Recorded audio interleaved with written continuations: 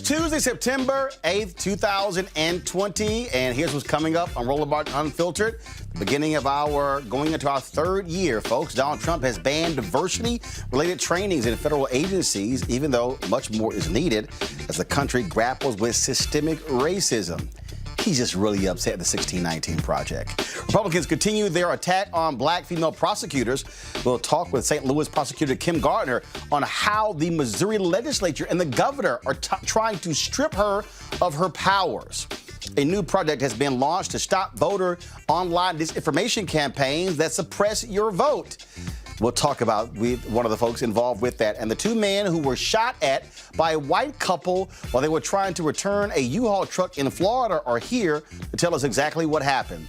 And a white racist radio talk show host in Pittsburgh has been taken off the air after encouraging her listeners to shoot protesters. You'll hear what she had to say. Plus, Louisville has its first black female police chief, and the police chief in Rochester, New York, has now resigned. We have that breaking news. Plus, crazy-ass white couple verbally abuses a black man while he's working out. Seriously, y'all? And Colin Kaepernick, he may not be back in the NFL, but he's back at Madden for the first time since 2016. Plus, a new round of anti-Trump ads to show you. It is time to bring the funk on Rollerbart Unfiltered. Let's go.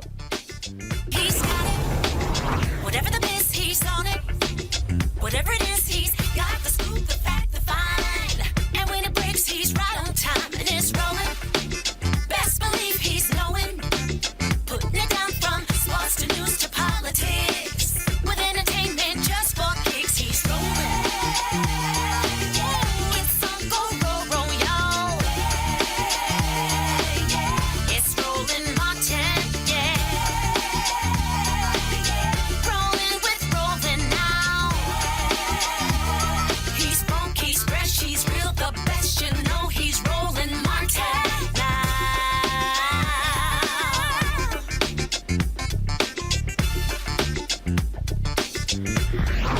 Martin. Donald Trump continues his focus on white people. Yes, targeting white voters. It's real clear what he is doing. He has now banned diversity training, labeling it divisive anti-American propaganda. It came to Trump's attention that millions of dollars of taxpayers' money has been funding the trainings. Well, in the two-page memorandum from the Office of Management and Budget, Director Russell Vaught, the president demands that federal agencies stop using taxpayer dollars to fund these various trainings. The document stated that the sessions engender division and resentment within the federal workforce. Let's not forget that previously Trump said he does not believe the U.S. has a systemic racism problem. Here we go. Let's talk about with our panel, Malik Abdul, a Republican strategist, Kelly Bethea, communication strategist, Mustafa Santiago Ali, Ph.D., former senior advisor for the Environmental Justice EPA. Mustafa, I'll start with you. You've worked in the federal government. What do you make of this? I mean, this is just the latest Donald Trump. Hey, how can I appeal to white voters so I can win in November? He's just continuing to try to fan the flames of division, create chaos wherever he can. It's actually, it would be laughable if there wasn't so much seriousness attached to the things that he does. I used to actually be, a national trainer when I was in the federal government, probably about the middle part of my career.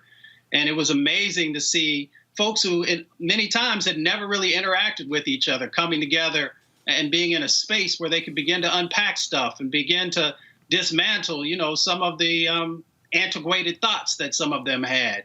And if you don't have these opportunities for people to, begin to really unpack many of the challenges that have been built into our system, then you're doing a disservice. He knows what he's doing.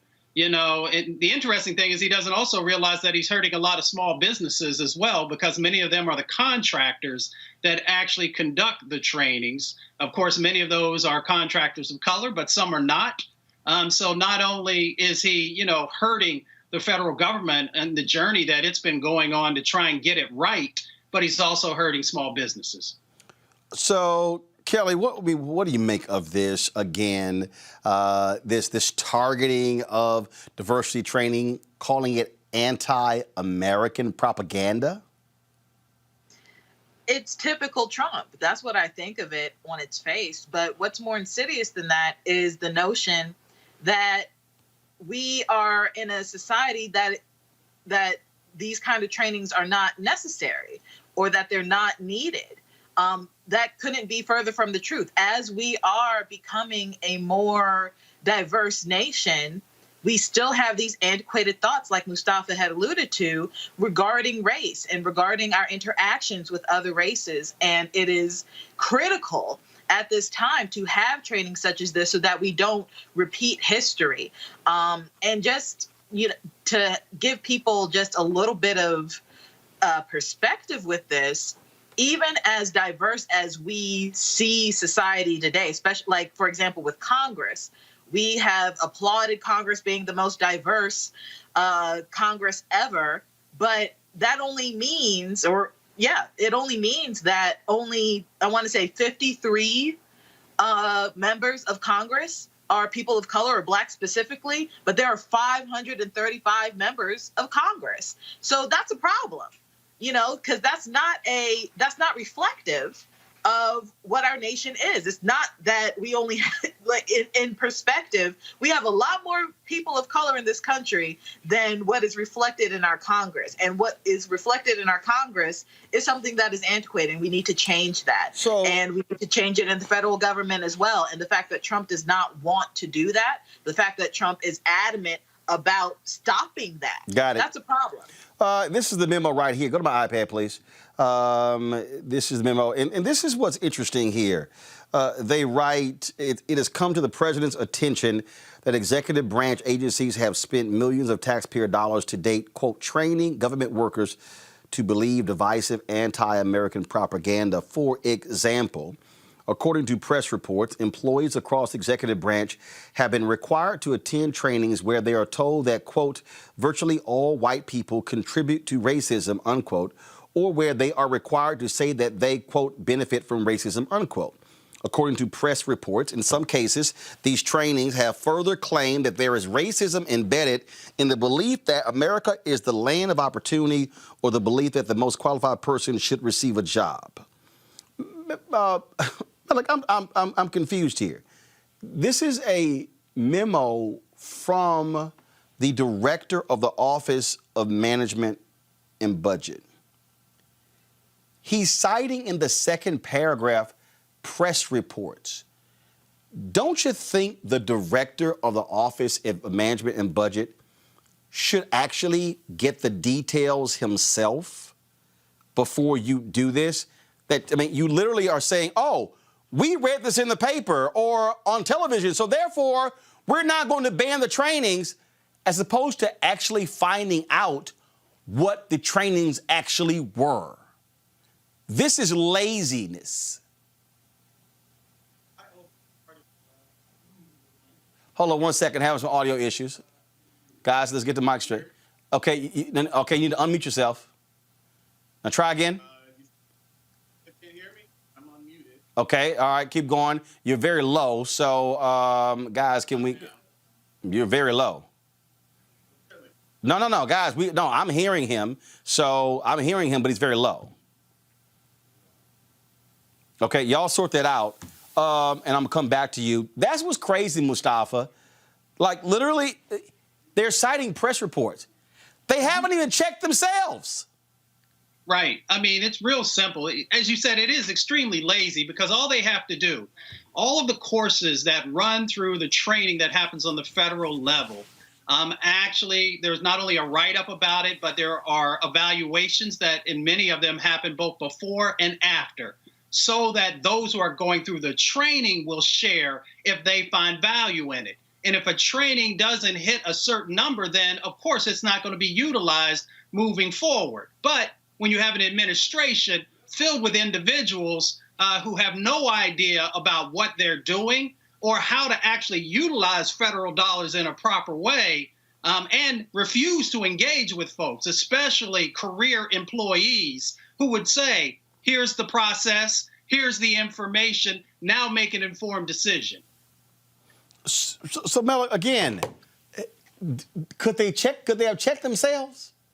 Yeah, I have a huge problem with how they decided to roll this out, especially with the memo that's referencing essentially press reports. I don't think that you should issue out any type of government memo that is based on press reports. So I do definitely disagree with that. On the notion of diversity training, I think it's important for us to actually make a distinction as to what they're saying here. They're talking about specific instances where they're talking about like white privilege and critical race theory. And critical race theory, which is ironically something that I studied while I was in college. I think that those things need to be left at a collegiate level. I don't think that the federal government needs to be in the business of doing training where we're talking about white privilege and critical race theory. Why? Because in that instance, well, because there's a whole science, social science, whether you're talking about post-structuralism, Marxism, any of those things are dealing. You can actually relate to critical race theory. I don't think that it's a problem. And as I just checked earlier, even before coming on the show, the federal government has an Office of Diversity and Inclusion. They're going to continue their program. And if you look at the AD organizations that have actually assisted the federal government in the training, those things will not be affected. So whether you're talking about things like race and gender, sexual orientation, a lot of religion, a lot of those things as far as the federal government apparatus, they are still going on. But whatever this anonymous thing that we still don't know enough about that apparently is referencing things like critical race theory or white privilege, no, I don't think that the federal government's job is to do that. I think that is definitely something left up to either organizations or colleges and universities. I don't think that those theories and those pieces of curriculum are taught separately. They're typically integrated into whatever training is made available in the federal government. My understanding of this memo is that he wants those components of the trainings, even within the Office of Diversity and Inclusion, the office that is responsible for, administering these trainings. He wants those components in those trainings out. And that is what, correct me if I'm wrong, Roland, but that was my understanding of the memo. And if that's the case, then that's not right, because even in federal government, that is a social science aspect. We're talking about political science. They are in politics. This is a political atmosphere. Yeah, you're definitely correct on the notion that he wants that component, and I'm glad you actually pointed that out. He wants a component of the federal government's diversity training removed. That's a component, not the diversity training program that the federal government will continue to offer. So I think it is, sure, we can discuss whether or not whether the federal government should be in the business of teaching things like white privilege and stuff like that. But personally, as someone who's taking these courses, who has a background in this and understanding how that and feminism and a lot of other things work, I don't think that the federal government should be in the business of that type of instruction. But I believe they do, because that kind of instruction is necessary to understand what's going on with the public. I like, just for a perfect example, DOJ, a lot of the cases that can come down regarding discrimination, abuse, fraud, anything can stem from the ailments that are explained in critical race theory and feminism and the like. We're right now we're only talking about critical race theory and systemic racism, but it's not disputed that there is systemic racism in the government. No. But see, that's the problem, Kelly. We know that.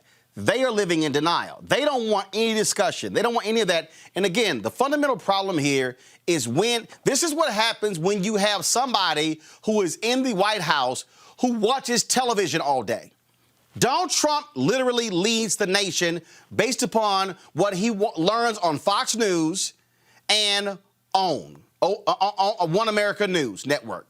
That's it. That and Newsmax. That's what he watches. And so the fact that they are saying we're ending this based upon press reports, they saw it on television. That's the problem. And so these are not bright people. These are not the brightest bulb in a dark room. Okay? And so that's what you're dealing with here. You're dealing with weak people who make decisions like this, and it's just nonsense. And it's ridiculous. But again, this is a guy who says, oh, no, I just have too much work to watch television. No, you don't, because this is how you lead. But here's the other piece. It plays into, Mustafa, it plays into Donald Trump's targeting of white voters. Today, he tweeted again, oh no, these Democrats, they're going to just have a wave of crime coming to the suburbs. Basically, he's yelling, I'm your only savior. White people, I'm the one. I'm the white guy who can save you. That's what all of this is all wrapped up into, Mustafa. It's about trying to create black and brown fear for the country. You know, watch out for the black folks, watch out for the brown folks. They're going to take something away from you. They're going to damage something that you have. They're going to balance out the power structure, which, of course, this is what it really always goes back to. It's so ridiculous. They're so shameful. And they're so tired because they can't legislate, they can't create policy, so they try and tear everything down. We've watched it for the last 4 years. You haven't seen any other memos coming out about the other thousands of trainings that run through federal service that they could have focused on if they wanted to do an in-depth study of all the trainings that were out there and then said, well, here are the 10 that we feel no longer have value, and here's the reasoning behind it. Here's the science behind it. Of course, they didn't do that because they've never done their job since they walked in the door, except in trying to dismantle America and democracy.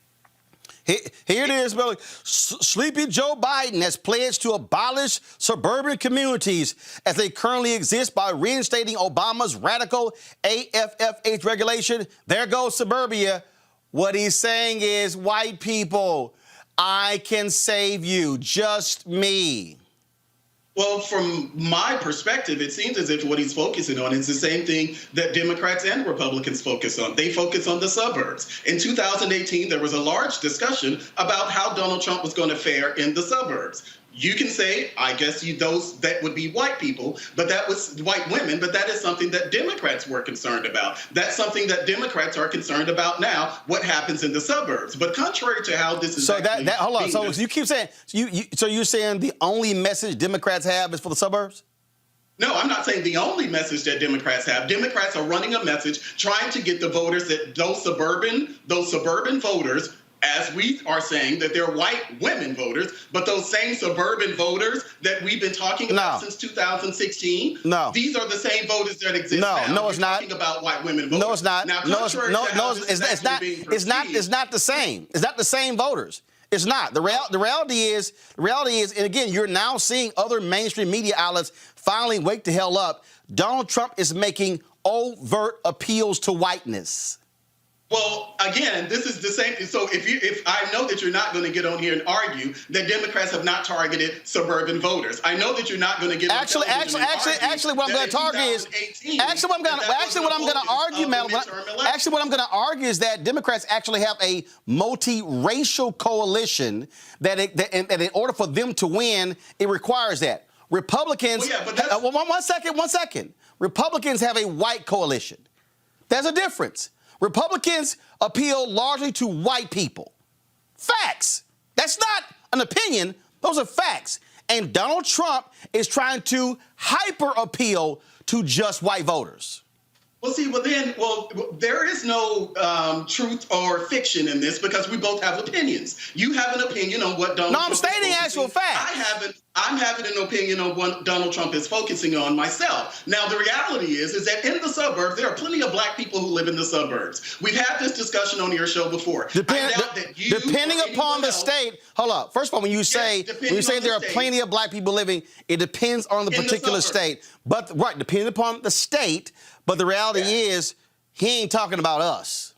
But see, but again, that's your opinion, Roland. I'm fine with you having that opinion. I have a different opinion, but I'm not going to sit and belittle your point because you feel as if he's talking about white people. The reality is that the Republican Party across the board, even before I decided to become a Republican, the Republican Party has been associated with white people in the same way that 90% of black people vote Democrat, and black people are associated with Democrats. It doesn't matter which election cycle it is. When you have 90% of people voting for one party, sure, you can say that, well, Democrats are only trying to target black people. Well, no, they're not. They actually have a much larger coalition, and I believe that the Republican Party has a much larger coalition than just white people. I'm not white. I know many people just like me who are not white, and we are supportive of the Republican Party, and some, not all, and some are actually supportive of Donald Trump. Well, bottom line is this here. Look, his numbers are coming from white people. That's where they're coming from. And so we certainly shall see what happens. Folks, we want to talk about how white folks govern. Let's talk about what's happening in the state of Missouri. Kim Gardner has been under vicious attack since she became the circuit attorney in St. Louis. Vicious attacks. They tried to undercut her from day one. When her unit discovered that there's a African American who likely did not commit a crime, they sued her saying, "Oh, you don't even have jurisdiction to bring this to court." Just constant barrage. So they recently had a primary. She wins, crushes her opposition. But then guess what happens? They then turn around in the legislature and tried to strip her of her powers. State Senator Bob Onder believes that Governor Mike Parsons should have the right to remove Gardner from office if he wants to and replace her with the prosecutor of his choice. Onder proposed a bill that gets rid of the residency requirement for St. Louis police officers and lowers the age for adult certification for armed criminal action to 14 years old, as if Gardner cannot execute her job. Well, Governor Parsons said he plans to unleash Republican Attorney General Eric Schmitt on criminal cases in the city. He gives Schmitt permission to prosecute cases if 90 or more days have passed. Now, of course, Gardner is the first black person elected as city prosecutor. She joins us right now. I mean, this is you campaign 60% or more of the vote, you win the primary. You're going to win the general election. Now they're trying to use their power in the legislature to now strip you of the power. You are a duly elected prosecutor from the citizens of St. Louis, and these largely white Republicans are saying, damn that, we are not going to let her do her job. Well, thank you, Roland. Thank you for having me. And that's correct. It's the people overwhelmingly elected me in August 4th to be the elected prosecuting attorney in our jurisdiction.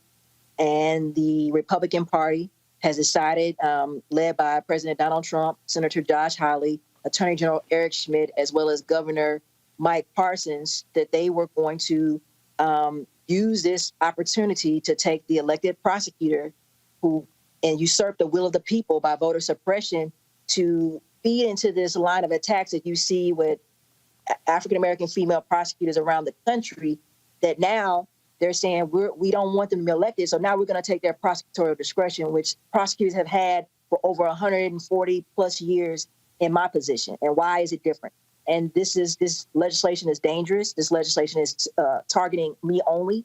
We have 114 other prosecuting attorney offices around the state of Missouri, and I'm the only one that this bill targets. It unfairly gives the investigative agency, the police department, the ability to usurp my power, the elected prosecutor, to call in the attorney general. That's never been done. They're using this as a violent crime initiative that they're pushing. That's a false narrative that, most violent crime in our city is unsolved because lack of witness and victim participation. They also fail to realize that a murder case cannot be investigated within 90 days. Most murder cases are unsolved for many years. There's no statute of limitations on murder. So they give a 90-day window, which is unrealistic. And they're using this same narrative that you see across this country where they're injecting themselves to say that we are the cause of violent crime. And that's simply not true. And that's the problem. So, so you're saying out of the 114 prosecutors in the entire state, nobody else has been targeted but you. How many other prosecutors in Missouri are black? To the best of my knowledge, it's me and Mr. Wesley Bell in the St. Louis County. I'm in St. Louis City. So you're in St. Louis City. Wesley Bell is in St. Louis County. And so you're the only two blacks in the entire state, but they're targeting you. Yes. And this bill by the sponsor, like you said, Senator Onder, specifically said this bill was about Kim Gardner. And that's where the attacks on African-American reform-minded female prosecutors is different, even for our male counterparts. This bill is said to be the Kim Gardner bill, and that's how it's being pushed. The legislative intent is for Kim Gardner. And as we know, this is also from the attacks of President Trump, who decided to use this, as well as the governor. They're using this around the country to attack reform-minded prosecutors. Even William Barr said this is because we're causing lawlessness. And that's the farce, a lie that they're perpetuating because they have no other platform but to run off of fear and misinformation. And that's been led and championed by Missouri Governor, Attorney General Eric Schmidt, as well as, and both of them are unelected, by the way, and also have a November election like me. I'm also running in the general election, November 3rd. And so they're unelected. So this is their platform to say that they're going to take care of the violent crime in the city of St. Louis by silencing the will of the people. But it's interesting.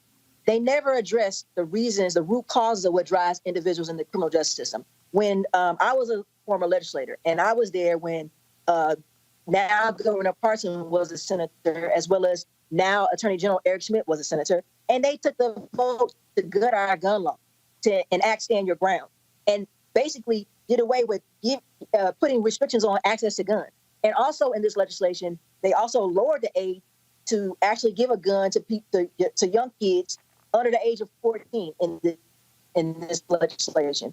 But they want to talk about cell phone crime. They actually get access to social services that also help drive or to eradicate people going to the criminal justice system. And they actually defunded more than any other governor education in our state. So they have created the perfect form of hopelessness in terms of their bad policies, but they want to blame it on the first African-American female reform-minded prosecutor in the city of St. Louis. And that's a problem. And again, this is what happens. These are Republicans. These are white Republicans in Missouri they're trying to keep a duly elected black prosecutor, black people from doing her job. It is the same crap that white governor Republican Larry Hogan in Maryland did to Marilyn Mosby. All of a sudden telling the Democratic Attorney General, take over these cases, as if she can't do her job. And I agree. And that's where these attacks that you look at African-American reform-minded prosecutors, like you said, Maryland, look at Kim Foxx, look at Aramis Ayala in Florida, how they took over, the Attorney General, the governor, took over her cases because of her stance on issues with the death penalty.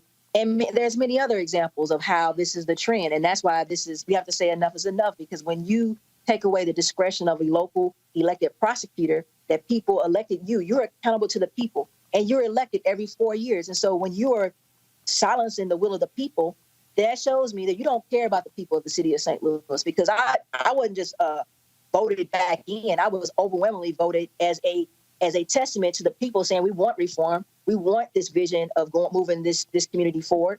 And we want this prosecutor to do that work. And why is the Republican Party so eager to silence the will of the people in the city of St. Louis? That's a problem. Voter suppression all day. Kim Gardner, we certainly appreciate it. Thank you so very much. Thank you so much for having me, Roland. Thank you very much. Keep fighting. Keep fighting. Thanks a lot. Bye-bye. Mellet, what the hell's up with your party? I'm not sure. Actually, I thought you were going to ask her why did she think that the other black attorney general, why wasn't he? No, he's not. He's not. First of all, so let me help you out. I'm sorry, not attorney general. No, all right. So let me help you out. First of all, Kim Gardner was elected in the city of St. Louis. Wesley Bell elected in the county of St. Louis. When Wesley Bell when he beat Bob McCullough, all of those white assistant district attorneys who had never before joined a union, all en masse chose to join the police union when he all of a sudden becomes the DA.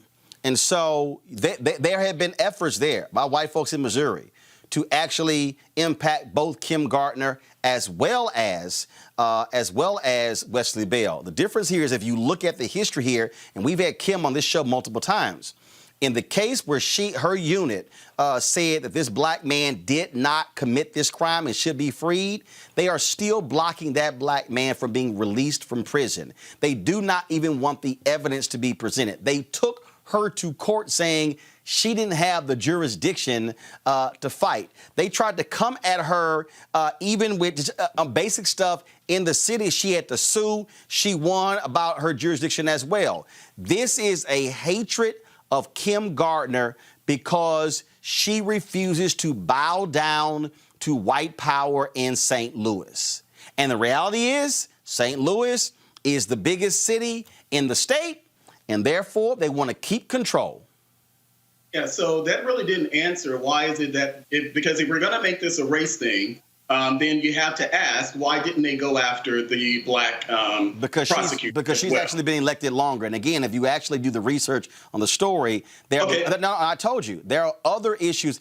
It goes beyond just this one thing. They have come after her because she's the city prosecutor, meaning over the city of St. Louis. He's county. So he only impacts the places outside of St. Louis, the counties that surround. He's St. Louis County. And so she's the DA of the largest city in the state. That's why. Okay, well, I was trying to really dig into the racial component. I have a problem because with she controls it. She's the DA.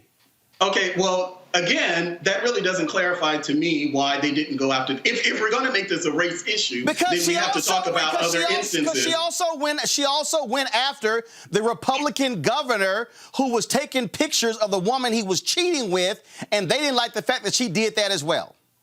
Maybe not, but that sounds like a problem with Kim Gardner as opposed to Kim Gardner being black. Again, that's what I was trying to focus on. All right. Well, I mean, we're rolling. Where you interrupted me the entire time, so I really didn't have much to say about it. It's like, but my point is that that's not good enough. Okay, go ahead. Go ahead. Well, it's not a matter if it's not being good enough. I was asking you, and you didn't, and apparently you didn't have an answer, and you didn't think to answer her. Go ahead. But you didn't think to answer to ask her that question is that if it's an issue of race. Actually, because again, I guess you missed the part. Hold on, one second. Hold on. Let me say it again. No, excuse me. I can't say anything if you're just going to continue to cut me When off. you say, "Oh, you didn't ask her," you missed the part when I said we have had how many black people there? I've said we have had Kim Gardner on this show multiple times in the last 2 years because of how Republicans in Missouri have been targeting her since she has been St. Louis Circuit Attorney. Now go ahead. Well, that very well could be because, as you said, and as we've talked about this on the show before, this notion of going after these reform-minded prosecutors. But that's not the same as going after her, per her suggestion, because she's black and because she's a woman. Maybe that could be the case, but I imagine that it's probably because of whatever efforts that she's taking, the governor and whoever else, they don't like those type of reforms that she's doing. But that's not isolated to a race issue. So that's what I was trying to get at. If we're going to make this a race issue, then let's understand what it is that we're talking about. I agree with you. Very well, they could not like her reform-minded perspective on prosecutors. That's valid for her to have a problem with, and it's not something that I don't think that government should be doing at all. But again, that's separate from the race issue. Kelly, they going after this black woman. White Republicans in Missouri going after this black woman. Go ahead. Yes, they are. I understand Malik's point regarding, there are other things that could be the case. But if it walks like a duck, talks like a duck, quacks like a duck, it's a duck. And right now, it's instead of it being a duck, it's racism. And that has been clear throughout the entire tenure of her career in this capacity. And these predominantly white men, also Republican, attacking her for, a multitude of reasons. I am actually more concerned about the fact, let's just say, for Malik's sake, that it's not about her being a Black woman. It's still highly unconstitutional, according to what I've read, and according to what she just said is happening to her in this jurisdiction. Because what's happening right now, if everything is correct that we're listening to right now, what's happening right now is the Missouri legislature has come up with a bill of attainder, which is literally legislation that is targeting a specific person or group of people. Now, if this legislation is true and it's only affecting her, and they're literally calling it the Kim Gardner bill, by default is unconstitutional and shouldn't be in place at all. And it shouldn't be able to be pursued or enacted, because just by us, being governed under the Constitution, it is unconstitutional, race aside. So whether she's Black, it's because she's a Black woman, or whether it's because they literally are calling this her name bill, either way, it's wrong. But no, I definitely agree with you that it's predominantly because she is a Black woman. But again, just in case it's not, they're still in the wrong by targeting her in this legislation. It's amazing. It's amazing, Mustafa. You just don't quite have this happening with white prosecutors. But all of a sudden, it's strip of her power, say she couldn't pursue a case with trying to free a man from prison. I mean, we can go on and on and on. I mean, again, if you Google, her efforts, Kim Gardner and Missouri Republicans, I mean, it has been a constant barrage. They are, in essence, harassing her to keep her from doing her job. Exactly. So there's 114 folks in Missouri who hold the same position she does, but yet she's the only one that's being singled out. Then there must be, a racial component to it. Now, maybe that's not enough. So for Malik and others, let's use some logic here. So we know that St. Louis is primarily, or has a very large African-American population. Those folks chose her to be in the position that she's in.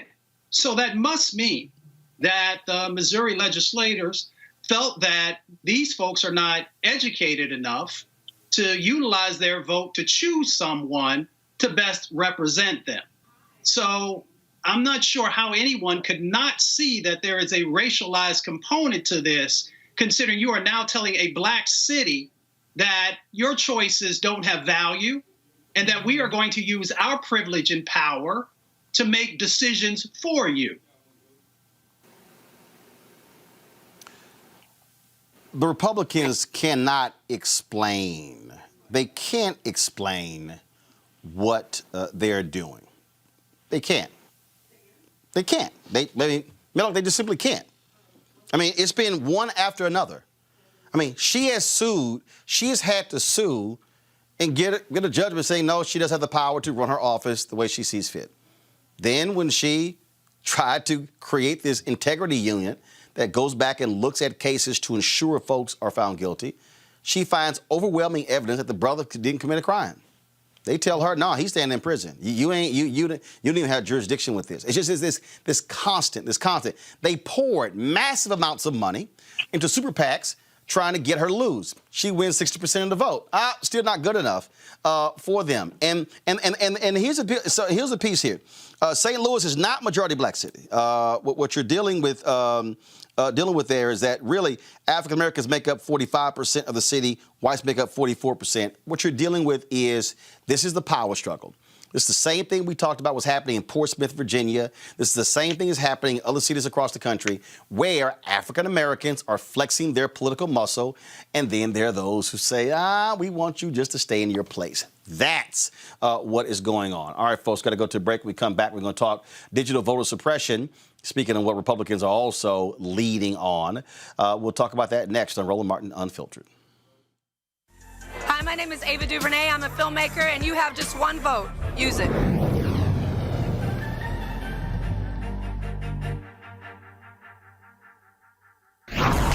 Fill out your 2020 census and include everyone who lived with you as of April 1st.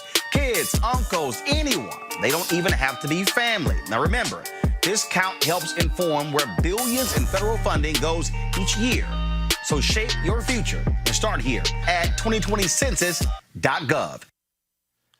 All right, y'all, let's talk digital voter suppression. That is, Stop Online Violence Against Women has announced the launch of a new Stop Digital Voter Suppression project to ensure American votes will not be suppressed by online disinformation campaigns. The new project, endorsed by the National Coalition on Black Civic Participation, Black Women's Roundtable, MoveOn.org, and others, will focus on messages that use digital media to suppress the votes of targeted communities through disinformation originating from foreign or domestic sources. Joining me now is, to talk about this, is social media analyst and diversity strategist Shireen Mitchell. Shireen, glad to have you back on the show. So folks who don't understand, what is it that y'all are seeing when it comes to, again, in 2020, which we saw in 2016, this effort to suppress our votes on digital side? So we've already seen, I think there was a report that came out last week that basically said that there's still Russian actors and other actors pretending to be Black activists, Black people, to basically suppress the vote. We put out the first report that said this in 2018, basically documenting what the 3,500 ads that came from Russia were about. And basically said that they were using Black culture, Black identity to basically suppress the vote. And so not only have we seen this now in 2020, but this has been going on for the last 4 years with very little that has been done about it. And we've been having issues with it. So we've been looking at different versions of this, but also what we're doing with our campaign is to basically say, here are the things that everyone else can do to basically stop digital vote suppression. You should be able to be a part of this to stop this, because we're not having the government do that, and we have problems in terms of people even identifying what the impact is of digital vote suppression is. So what have you been seeing this year, and how is it ramping up? Yeah, so this year, similar to 2016, the campaign's about both the same, which is a Russian campaign, basically saying both the Democrats and the Republicans are the same, so don't vote top of the ticket, vote down ballot.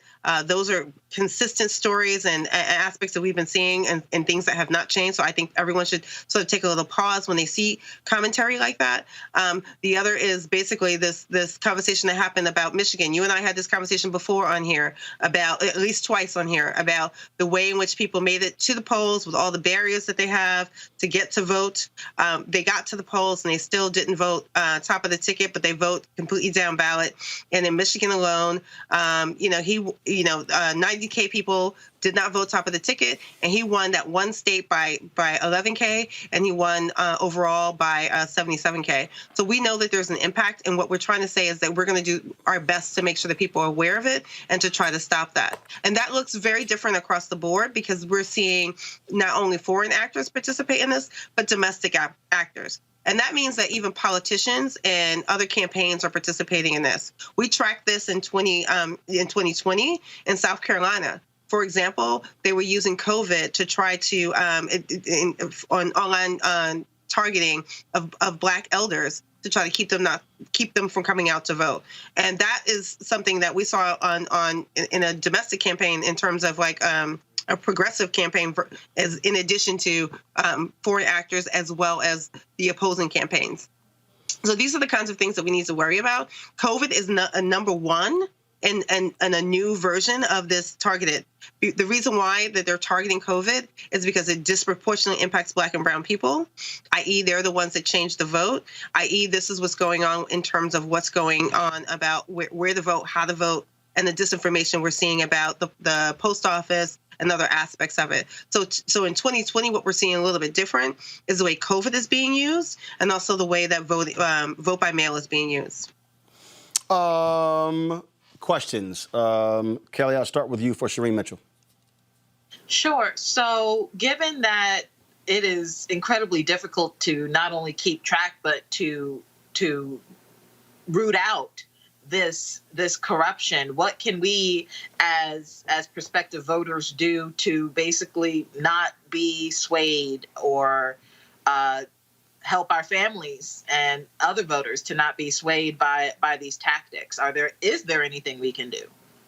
No, yeah, I do believe 100% sure we should be looking at counter narratives and ways in which people should get the right information. So some of the things that we worry about from 2016 is when people are given the wrong information about where to vote and how to vote. And so this COVID aspect and the vote and the vote by mail aspects are really key pieces. So we've been telling people, please go to your, Secretary of State websites and get the real information about how you can vote, when you can vote, how early you can vote. And of course, in this moment, we're telling everyone to vote early.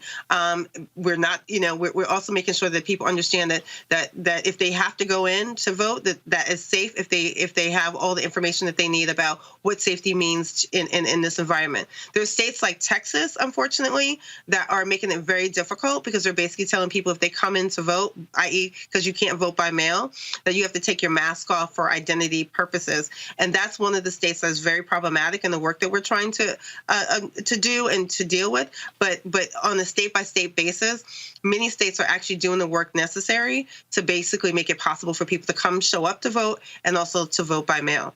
So what I say to people is, please check with your Secretary of States and make sure you know what your options are. But also, if your secretaries of state are being barriers, to basically say we need some changes here for those who need to vote in a certain way that can't. All right, Mustafa. So Roland had shared the coalition that's a part of this. Is there space for other organizations to be supportive as well? And hopefully there is a vetting process also even for those. Oh, absolutely. Absolutely. So we've been working with groups on the ground, have been doing this work for a couple of years. So we didn't just start this with this one campaign in this moment. What we're doing with this campaign is we basically saying all the partners that we've worked with before, please continue to join us. Yes, absolutely. We want more partners. We have a link on our website that allows more partners to join, to sign up with us. But yes, we are vetting those organizations as well. So the key ones that we still are talking to and working with are, of course, the ones have been doing this work, which is like Leadership Conference for Civil Rights, Lawyers Committee. These are people who have been doing this work for a while and understand the digital voter suppression side of this. So we are continuing to expand who understands this portion of it and working with them. Malik?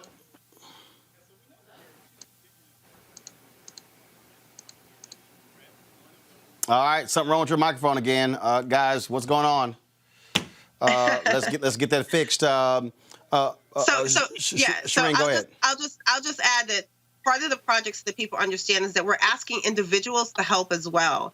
So as you're talking to your family members and others, if you identify some of the digital vote suppression, basically send that to us, report that to us so we can make sure that we're tracking what you're seeing on the ground in your states. We're definitely looking at key states like Michigan, Pennsylvania, Wisconsin. These are big states that were impacted with digital vote suppression, as well as on the ground vote suppression in 2016. So we just saw Georgia just again purge another 200K votes. Remember that Wisconsin purged like 1 million voters off the rolls in 2016. So we're looking at those things as well, but we're also wanting to make sure people understand what they need to do and what they can do. One of the things they can do is report to us about what's happening on the ground, but also what's happening in terms of what they see online, that's possible disinformation. Malik? Wrong polling places, wrong dates for voting, wrong timelines to stand in line. All right, Malik, question. Yeah, so I just wondered, how are you all viewing, because there has been a lot of focus on Russia, but we know at least since 2018, our federal government apparatus have actually talked about things like China. And so we do know that there are distinctions between interfering in our election infrastructure, such as like voting machines and voter registration and things like that. But you have these agents like China who are seems to be focused on our information, a lot of our PII, our personal identifying information. I think that's maybe what it is. But how are you all looking at possible actors like China in ensuring that we're not just focused on Russia, but the whole panoply of actors, Iran, China, and others, to ensure that people are mindful of that too? And I say that because I'm wondering if so much focus on Russia that no one pays attention to what's going with these other actors who've been trying to interfere in our elections for years now. Yeah, so thank you for saying that. So the reason why we say foreign actors and domestic actors, because we are including any kind of foreign state actors that are participating in the same kind of thing. So there are, what I want you to understand is that even though we know Russia, we have the evidence of Russia, we also know that other countries have decided to use the same tactics. But be clear, so have domestic actors. They're literally using some of the same tactics from 2016 that Russia used. So we're looking at this pattern across the board. We're looking at domestic and we're looking at foreign. So we want people to understand is that as much as we realize that most people think Russia, Russia, Russia, we're not saying just Russia, Russia, Russia. We're saying it's across the board, foreign actors and domestic actors. But we want people to also understand that domestic actors are participating in this. This includes people you know. This includes current politicians running for office. This includes other entities that we also need to be paying attention to as well, who've taken on some of these behaviors. But ultimately, yes, we are looking across the board at foreign actors in anything that they do in terms of the interference. However, the IP part, which is what you're talking about, has to do with intellectual property. And intellectual property is a little bit different in terms of privacy and the like. We want to make sure that those things don't become problematic in some of these instances. In the sense of what I think you're moving into is sort of like, can the voting machines be hacked? We still are working on what that looks like across the board in terms of that. We still haven't figured that out. We do know in 2016, some of our voting rolls were sort of skimmed through to see how, who's on the list and who's not. We know that those are things that we have to worry about as well in terms of digital voter suppression, but also we have to worry about what's happening on the ground when people being purged from those lists and from those roles. So there's a combination of things that we're looking at across the board. All right, Shireen, I certainly appreciate it. Thank you so very much. Where can people get more information? Where can they go? Absolutely. You can go on our website, stoponlinevalor.com, STOPONLINEVAW.com. And you can sign up with our program and help us so they get the word out. I really appreciate you having me online with you, Roland. All right, Shireen, thanks a lot. All right, folks. Colin Kaepernick finally returns to football. Well, to Madden for the first time since 2016 season. Though he remains unsigned by an NFL team, he makes his virtual NFL comeback as the top free agent quarterback in Madden 21. He has an 81 overall rating. His rating places him among the elite quarterbacks on Madden 21 and in the top 15 of the video game's 111 total quarterbacks. EA Sports released the following statement. Colin Kaepernick is one of the top free agents in football and a starting caliber quarterback. The team at EA Sports, along with, do y'all have the statement, please? Yeah, okay, we should have the statement. So let me, I want to pull it up so y'all can see the actual statement. And this is important, folks, because it's interesting, the NFL is running around talking about how they're going to put, in racism, in the end zone, all kinds of stuff along those lines. And this was the tweet that they actually posted. Matt, go to my iPad, please. It was Madden NFL 21, welcome back, Cap. And this is the statement. Colin Kaepernick is one of the top free agents in football and a starting caliber quarterback. The team at EA Sports, along with millions of Madden NFL fans, want to see him back in our game. We've had a long relationship with Colin through Madden NFL and worked through our past soundtrack mistakes. Knowing that our EA Sports experiences are platforms for players to create, we want to make Madden NFL a place that reflects Colin's position and talent, rates him as a starting quarterback, and empowers our fans to express their hopes for the future of football. We've worked with Colin to make this possible, and we're excited to bring it all of you today. Starting today in Madden NFL 21, fans can put Colin Kaepernick at the helm of any NFL team in franchise mode, as well as play with him in Play Now. We look forward to seeing Colin on Madden NFL teams everywhere. Kind of basic here, Kelly, that you have an NFL player, a guy who should be the NFL, clearly still one of the best. And for all of this talk, the NFL is about, social justice and Roger Goodell saying, I wish we had listened to Colin Kaepernick. Let's just be clear. There are 32 NFL owners who are saying, we are going to continue to whiteball this man because he dared to actually take a knee and speak up for social justice. They are making an example out of Colin Kaepernick. And they have been for the past, 4 years now. And it's really unfortunate because we have clearly seen a shift in the society's perspective as to what's going on, specifically when it comes to the Black Lives Matter movement. But even more specifically when it comes to what kneeling actually means. It is clear, and it has been reiterated time and time again, that the kneeling was actually inspired by a veteran who is a war hero. And the fact that we are still in a space that tries to dispute that is just incredibly ignorant in general. And the fact that the NFL still ascribes to that ignorance after everything that we've been talking about, after everything that's gone on for the past 4 years, it is incredibly unfortunate that you are literally wasting someone's prime years just so that you can keep egg off your face. But ironically, you're getting egg on your face anyway by not having him on somebody's team. There are plenty of teams out there who need a Colin Kaepernick. There are plenty of teams out there who need a quarterback in general, and he is elite. And that's even more surprising that after 4 years of being whiteballed, he's still on paper one of the best quarterbacks that we have in the league should he actually re-enter. So the NFL just really needs to get their act together and find a team for this man, because he is still capable of getting a championship for whatever team that he decides to join. This real basic, Malik.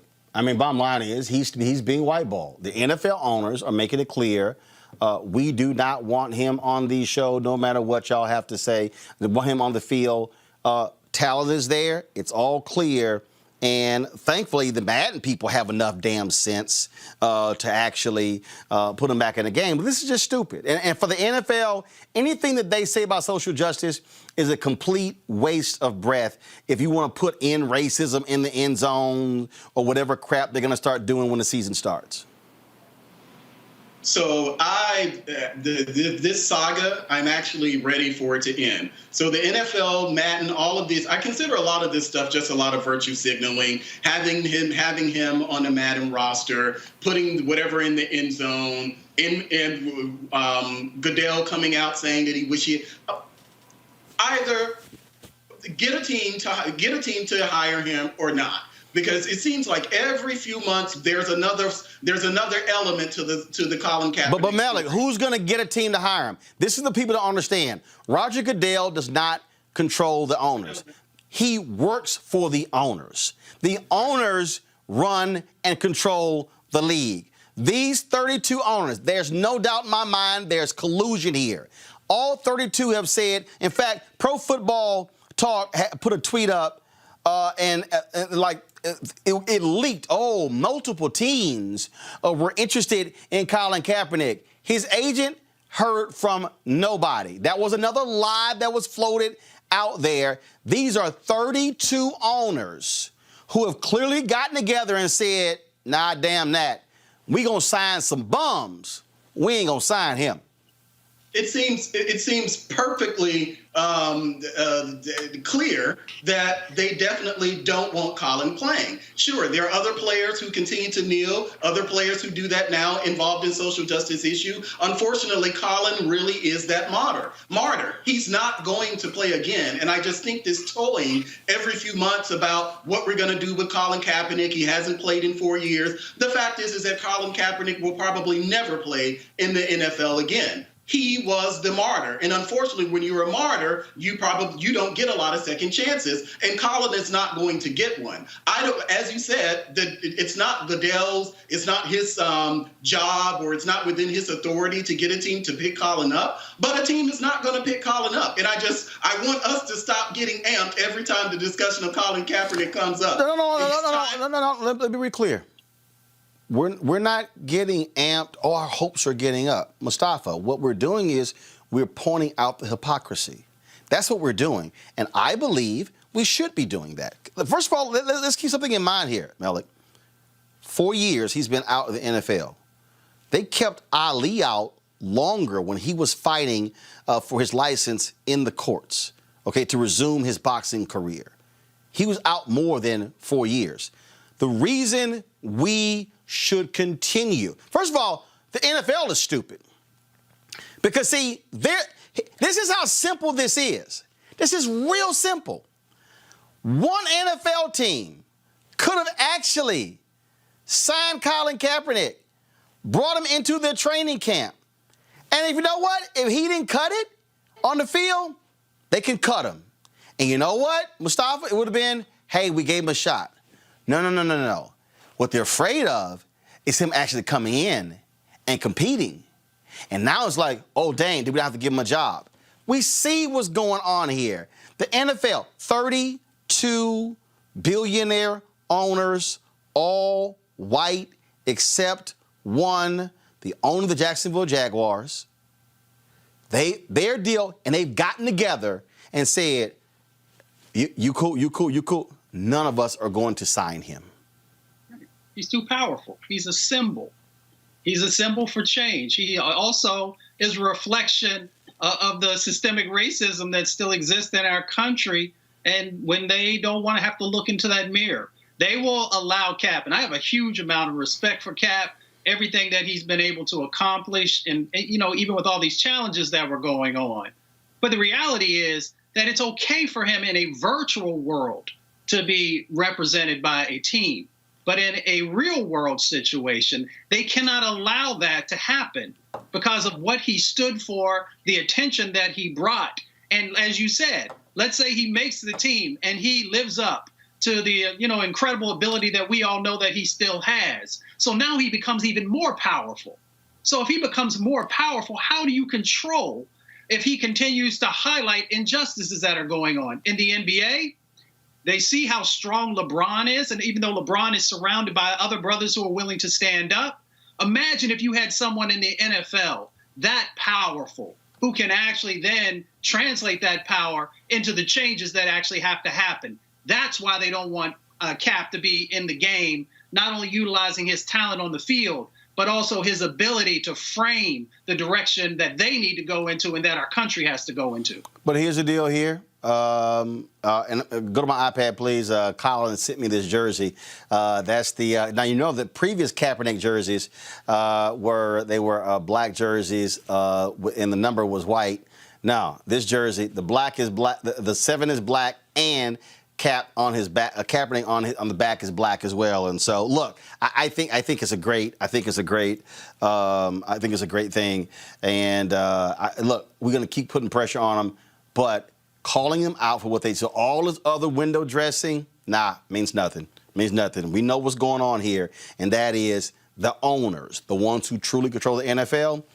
So, we want to impact them, and they're going to be people who are going to just stop watching and no longer watch, buying products or whatever. I still think what really would have been more effective had there been a truly organized boycott. It was too disjointed. No one really took control of it. Had that happened, it could have been impacted, and so it goes. All right, folks, let's talk about the craziness in Florida. As 2 black men were returning a U-Haul truck at a Tallahassee, Florida strip mall, a white couple started shooting. Charles McMillan told his 10-year-old son and another passenger to take cover. As the white couple approached with guns in their hands, McMillan sped off. There were no injuries from the encounter. Charles McMillan, Kendrick Clemens, and their attorney, Charles G., join us right now. Gentlemen, glad to have y'all on the show. This had to have been scary as hell. You're just trying to return a U-Haul truck. Yeah. We were just returning a U-Haul truck, dropping it off, and we took the time to just clean the truck out, get some trash out of it, different things that was going on. And we actually was looking for a trash can, walk through the parking lot. And once we got it secure, Charles backed it in and got in the truck, and he was like, I'm just going to log in the miles and the gas. You have to do that on the U-Haul app. So as he's doing that, we're just sitting there, and all of a sudden, pow, shot goes off. So... And so this couple, were they working at the U-Haul place? Were they just there? Like, where did they come from? Well, from our understanding, this couple actually owns the strip mall. And from the reports of what they said is that they had reports of theft of people siphoning gas from U-Haul vehicles. Now, investigation is still ongoing now, but it looks like they possibly owned the franchise, the U-Haul location there in the past and recently sold it. But they decided to take matters into their own hands, camp out in a U-Haul vehicle, and wait until they saw the alleged suspects. And when they saw that my clients were black, they just opened fire and just came to the determination that these two gentlemen must be the thieves that vandalized their property sometime before. So basically, Kendrick, y'all the latest Trayvon Martin, and Charles, you can speak as well. So essentially, so crime happened before. Oh, we see black people. Oh, that's them. Same thing happened with Trayvon. Same thing happened with Ahmaud Arbery. I just want to say really quick, and Charles, you can chime in here, that these gentlemen could have easily been the next Ahmaud Arbery's. Our prayers go out to that family, but thank God that these two gentlemen weren't the next casualties. The 10-year-old son of Charles McMillan could have easily been the next Trayvon Martin. And what we're seeing is this wave of anti-black vigilantism, where white people that are racist, want to take matters into their own hands, become the cop, the judge, the jury, and executioner, all in one moment. Go ahead, Charles. And I definitely agree. These guys, they were prepared to pretty much take on a war of multiple people. Once they figured out that someone was there, they just decided to start shooting with no remorse. Not alone, the police was still probably not even 5 to 10 yards away from them, and they started shooting. Didn't even look and see the police there. So it's just a sad situation, and like Charles said, for something to hit this close to home, and my son to experience this, I still can't understand it, and it was over a week ago. So how have you had to explain to your child what happened? It's hard. He has questions. Right now, we're seeking professional therapy and counseling for him and us both. But he has a lot of questions. He don't understand a lot because he's that son that wants to be just like his father. So he don't see no wrong in my eyes. He don't see that I can do no wrong. So he want to be just like me. So he definitely don't understand why this could have happened to us. Kendrick and Charles G., I mean, this is the thing that people don't talk about, that when black people go through this, it's traumatic. It's PTSD. Nobody wants to have a gun pulled. Nobody wants to have gunshots fired at them, knowing full well that you could have been shot or even killed. Nobody wants to have to sit here and be slammed up against a car by cops. Nobody wants to be accosted by racist white folks yelling and screaming at them. That stuff white folks don't have to go through, and you now have to live with that every day for the rest of your life. Well, when Mr. McMillan came into my office, one of the concerns that we talked about is he says, what happens when my son moves away out of the house? What happens when he has to run a U-Haul? What happens when he moves into his college dorm or gets married and moves into his first home? And that 10-year-old child has to live with that for the rest of his life. At the end of the day, we put this thing into proper context. The way these gentlemen were stereotyped, Mr. McMillan rented that U-Haul, transporting office furniture from one business location to another business location. And to have his son around him, shadowing him in that moment, and it to end in gunfire, it's still puzzling. And I can only imagine what him and his family are going through, and what Mr. Clemens and his family are going through as well. Charles McMillan, final comment. Charles and Kendrick. So Charles McMillan and then Kendrick Clemens, your final comment. Well, I'll start by saying that it's important that their stories are told, because unfortunately that we've seen since the days of Emmett Till is that usually the victims no longer get to tell their side of the story. And fortunately here, my clients were able to escape and were able to tell their side of the story. If they were shot, then we'll just hear from this couple that'll paint them as thugs, vandals or whatever. Yeah. I just want justice and this case treated fairly with what these people have done to us. I just want to say I don't like the fact that they got out of jail on a free card. That's just what it is for me. You know, if I pulled a gun and shot at anyone or did anything like that, I probably would still be in jail right now. So for them to go first appearance and get, you know, pretrial release with no GPS, no monitoring, no, you know, that's just a slap in our face. That shows that this justice system don't show that our lives matter, you know. And this is why I said that Black Lives Matter is not just a movement. It's a way of life for, you know, millions of people around this country. So I think that the justice we want to see is it has to prevail. You know, that's what I want to see. Gentlemen, I certainly appreciate it. Good luck in your pursuits. Thank you so very much. Thank you. All right, folks, it's been a minute. Y'all know what time it is. No charcoal grills are allowed.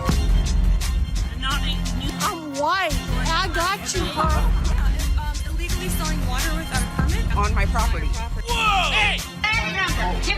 You don't live here. I'm uncomfortable. All right, a black man is working out while supervising a group of teens training on a track. Hey, you always got to have a couple of crazy white folks who screw it all up.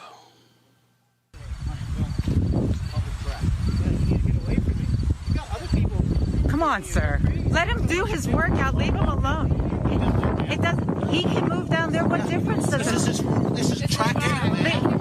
I know. So you're gonna kick her off too? How come you're just bothering him? I know. So she can stay, but he can't. Occupying the track. Why don't you just go around him? Leave him alone. Why we have to go around him? Why come he can't move down here like everyone else? He's not. Just do your workout. Leave him alone. Thank you. There you go. Okay, but you're telling All right, but leave him alone. You're being a hypocrite. Are you a judge? I'm a judge. Right. So you're the I'm walking here minding my own business. No, you're not. Right. No, you're not. You're harassing this man. This guy standing in the track. No, you're escalating. How am I escalating? You're being right on the track. We've been here our whole life. You're not going to tell me what to do. We've been here 52 years. 52 years. Everyone's minding their own business. I graduated in 1980. Nobody cares. Why are you harassing people? Who cares when you graduated? Go do your thing, sir. You need to, because you're the one that's causing a problem. For the people, they won't go right backward. Shame on you all. Just leave. Shame on you. You don't even know the rule. What are you getting on the track? The problem is you're standing in the track. Everyone else walks out here. Everyone else can walk out here. What'd you say, sweetheart? Because we're number 8. Number 8. Exactly. It's okay for you to do it, but not for the gentleman. Jumping jacks and doing push-ups. But you don't say anything to the little girl. Okay. Lord, he didn't say anything to that little girl. Of course not, but she's on the track too. Do not lie. Do not lie. That's my question. Why is it okay for me to stand here when he's standing in the same lane? No, you stand here, little girl, baby. No, she wasn't. She was right here with him. No. Shame on you. Just go away. No, he lied down there on the track, and he walked. She, the little girl, walked. What he said. You don't own a lane. That's right. You don't walk all here. I'll do my push-ups here. I'll do whatever I want, man. Sure. But this is a track. Do your push-ups and no one will bother you. Why does everyone else does their stuff down there, lady? If you are lane 8, just say lane 8 and go get out the way. No, he doesn't. He stood here the whole time. There's nothing wrong with standing here. Yeah, there is. This is a running track. And if someone is still in the way, you just move past them. Why do I have to move? I come here to run and walk. And there are all these other lanes. About the law. It's about just social Sweetheart, walk around. Come over here. Everyone else wants to walk down here and work out. Am I doing anything wrong? Let's go. You hear this? Great idea. Police? Are you the police? How do you know who I am? Do you know who I am? Nobody Nobody cares who you are. Wait, man. Well, if it says the United States of America, I'm not going nowhere. If I want to stay out here till 5 o'clock in the morning, I can. So don't tell me go anywhere. Have we asked you to leave? You notice you're only targeting one person? See? Non-stop talking. Non-stop talking. Never admit you are wrong. I told you know what he's going to do. You know what he's trying to play right now. What are you talking about? Trump 2020. Donald We Trump. all knew that. We want Trump. Trump Okay. 2020. All right. Hell to go Biden. Those are Biden's. Probably that last part right there explained it all, Mustafa. Trump 2020. Trump 2020. That was just stupid. Like you're upset because you want to run in lane 8. There's 1, 2, 3, 4, 5, 6, 7 other lanes. It's 2 people, white man and an Asian woman. Y'all are hell bent on lane 8. First of all, anybody who runs track knows that's the last lane your ass want to run in. Lane 8, lane 1 and lane 2, lane 1, lane 8 are the worst lanes to run in track. If your ass want to actually run in track, you run in lanes 4 and 5. I mean, this is so ludicrous. I mean, privilege, let me just call it out. White privilege is intoxicating, and it gets people to do some ridiculous stuff. I mean, I ran track in college, and like you said, lane 1 and lane 8, you definitely don't want to be there because that means that you probably are not that good. But the other part is that track is 400 meters. So you're telling me out of 400 meters that you've got to focus on this little teeny tiny area of maybe 2 meters, that this is where you say that this is yours.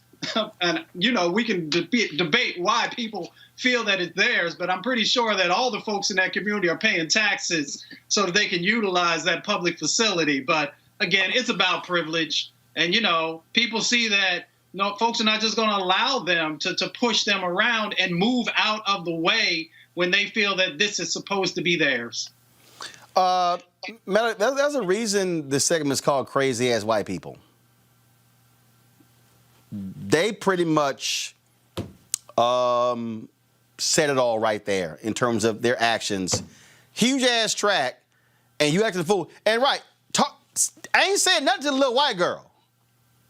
Little white girl standing right there. I ain't saying nothing to her, but we gonna target the black dude. So, Roland, not only did you point out the worst 2 lanes to travel in on a track, it's also important to note that you didn't see anybody else out there.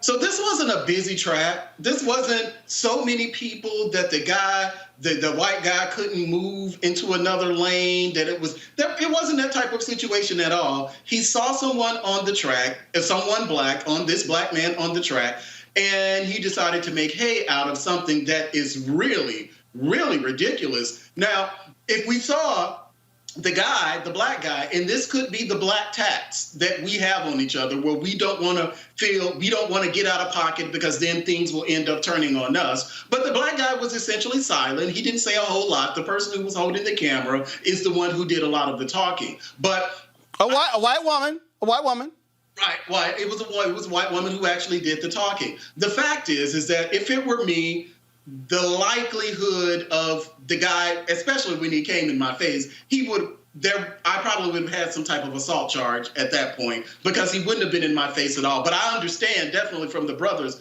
point of view, let me not make a big deal out of this because I could end up the one in jail or shot. So I totally get that. But this is one of those where you better get up out of my face because something is about to go down. Because that was clear. I would have been screaming from the top of my lungs the entire time, you are a racist. Every time he said something, my response would be, you are a racist. I would have continued to say it. And the fact that you had a little white girl who had the wherewithal, the governance of mind to say that I'm being treated differently than the black guy here, you already know that if it's a small child that can witness this, then you own some BS. That's what you own. Kelly? Everything's been said. It is amazing to me how you feel so entitled to to be in a public space like that and basically try and stake your territory as if you own it, as if it's yours. Like, the caucasity of it all really is just amazing to me. It astounds me. But all that time that he spent berating and trying to, stake his claim on the worst lane in track, he could have done his workout. He could have finished his workout. Same with the Asian lady who was coming to his defense. I don't know if they're together, married, whatever. But, I mean, this is stupid. This is really, really dumb. And take your ass and go and work out. Knew it. Everybody knew it except this, racist white man and an accomplice person of color. Like, this was dumb. Yo, racist Asian woman. We can say it. Racist Asian woman. Oh, I ain't got care. Like, either way, I ain't got a problem saying it. I ain't got a problem saying it. I'm tired of the racists. I'm tired of people acting the fool. And y'all talked about that. I had to find this video. So did y'all see this video on Instagram? So same thing. What you gonna do in here with everybody here, man? What you gonna do? Oh, let me go back up. Listen. What you gonna do, boy? What you gonna do in here with everybody here, man? What you gonna do? Get your ass up there and get the fuck.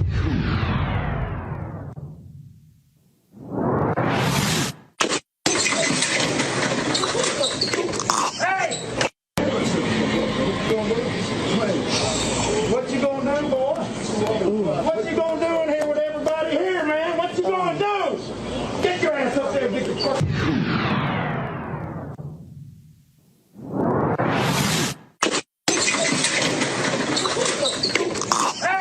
I keep telling y'all, what you gonna do, boy? Get your ass up. You didn't let your mouth. I keep telling, look, folk not gonna just let you say whatever you want to say. I ain't inciting violence. I'm not. All I'm saying is, I'm telling you, if these folk stand up here and they keep saying crazy stuff, ass whippings are going to follow. That was a much deserved one. I'm glad that he got that hit in, because after I heard boy, I was saying to myself, oh boy, he's about to get hit. No, here's another one. Here's another one. It was a Trump rally, and my man in the red ran up against the wrong brother. Watch this. Hey!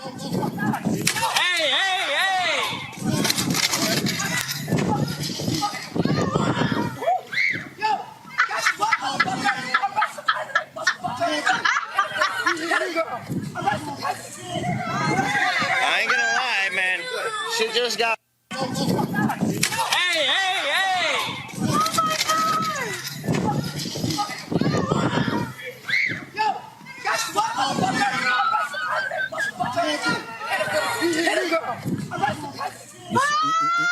You see that Trump flag? They should just put that flag and lay it over his ass.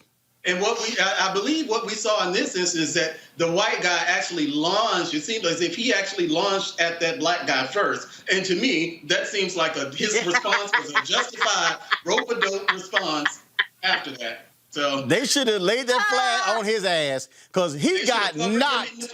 He got knocked. In the Trump flag. He You're exactly is right. laid prostrate at the altar of our ancestors. Where's Modesty Clause? Again, Mustafa, look, I am not. Listen. I'm not trying to incite violence, but what I am saying, Mustafa, they keep rolling up against the wrong black people. Black people, that brother in that video we showed, the brother in the convenience store, brother was saying, I ain't trying to go there. I ain't trying to go there. I ain't trying to go there. I want to mind my business. But then he said, boy, the brother, y'all remember the video? Watch the video. The brother stood there. He stood there. He was like, let me do it. Let me show DL. Let me go back to DL again. Here's DL. I got this from DL Hughley's timeline. So I'm just trying to show y'all. The brother was like, What you gonna do, I'm gonna be calm. Turn my back. Pick up my item. I'm right there. Get your ass up there. Right there. See? Mustafa, I'm showing this for a reason. Black people are not trying to fight people. But your ass crossed that line, stuff gonna happen. Well, Trump got folks believing that it is 1940, 1950, 1960 again. And that's not the reality that we are living in. You know, we are free black folks. And if you roll up on us, in the words of Fridays, you got knocked out. I'm just trying to tell these people, stop. We showed a video a few weeks ago. They in a store. Black woman trying to be calm. White woman kept messing with her. She kept pushing. Then she's called nigga. Sister said, call me nigga one more time. And the white woman went, nigga. And then she began to pummel her ass. And then she was whooping her. I told you, don't call me that. Kelly, look, I'm warning. Look, don't let Trump get your ass whooped. Listen, I am all for equal rights and left hooks. I do not care. My friends will tell you I'm a very calm individual. I am not necessarily a pacifist, but, you know, for all intents and purposes, let's just use that word when it comes to my demeanor and how I navigate the world, because I know I have an extensive enough vocabulary to basically talk myself out of any situation that could possibly require violence. If I use all the words that I know and you still are trying to instigate something and I feel compelled to put my hands on you, I was trained not to let you come back up. So please be warned. I am not the only one who is like that. I was not taught to fight and expect the other person to get back up. The guy who was laid prostrate at the altar, that's how you're supposed to stay, as far as I'm concerned. Because if you cannot use your words or leave the situation entirely, what are you getting back up for? To do it again? I don't think so. All right, y'all. Let me go to a commercial break. When we come back, we're going to talk about a conservative radio talk show host in Pittsburgh who was taken off the air because she actually said, yo, y'all should shoot protesters. We'll talk with a conservative out of Pittsburgh to give us the latest on what's happening there. That's next to Roland Martin Unfiltered. What's up? This is Aldous Hodge, and you're watching Roland Martin Unfiltered. Hey, everybody, it's your girl, Sherry Shepherd, and you're watching Roland Martin Unfiltered. Hey, Roland. This is Tim Story, director of Shaft. You're watching Roland Martin Unfiltered. What up, y'all? This is Method Man, Mighty Wu-Tang Clan. You watching Uncle Roland Martin, and the show is Unfiltered. Make sure y'all tune in. Laura Ingram, you suck. As our community comes together to support the fight against racial injustice, I want to take a second to talk about one thing we can do to ensure our voices are heard. Not tomorrow, but now. Have your voices heard in terms of what kind of future we want by taking the 2020 census today at 2020census.gov? Now, folks, let me help you out. The census is a count of everyone living in the country. It happens once every 10 years. It is mandated by the U.S. Constitution. The thing that's important is that the census informs funding, billions of dollars, how they are spent in our communities every single year. I grew up in Clinton Park in Houston, Texas, and we wanted new parks and roads and a senior citizen center. Well, the census helps inform all of that and where funding goes. It also determines how many seats your state will get in the U.S. House of Representatives. Young black men and young children of color are historically undercounted, which means a potential loss of funding for services that helps our community. Folks, we have the power to change that.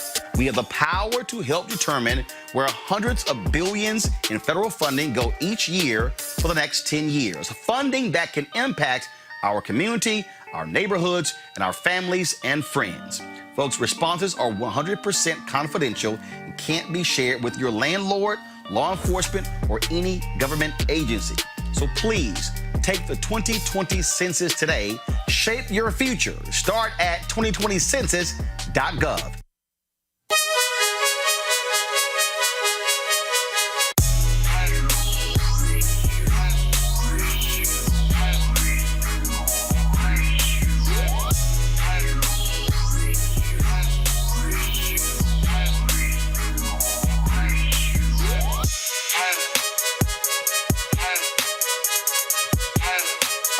Seek.com, folks, a black-owned company founded by Mary Spiel. They got a couple of great products, folks. So this is their virtual reality headset. Allows for you to actually pop this open. You drop your cell phone right into here, close it up, and then you're able to watch VR content right here with this headset. So actually it's pretty cool. So you don't just put it on, and then this is how it looks. And so what then happens, you can watch the content that's on Seek.com.